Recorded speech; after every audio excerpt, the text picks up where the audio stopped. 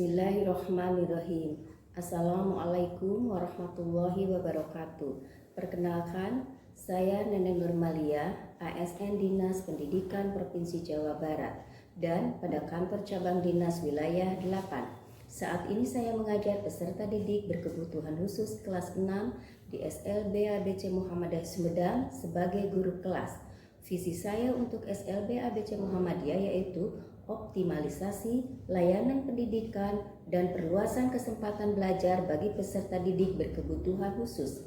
Sehingga misi saya adalah memperluas kesempatan pendidikan bagi peserta didik berkebutuhan khusus, meningkatkan pelayanan pendidikan bagi peserta didik berkebutuhan khusus.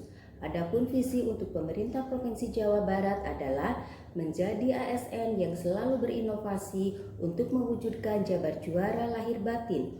Sedangkan misinya, saya akan berusaha memberikan pelayanan terbaik untuk mewujudkan Provinsi Jawa Barat juara lahir batin.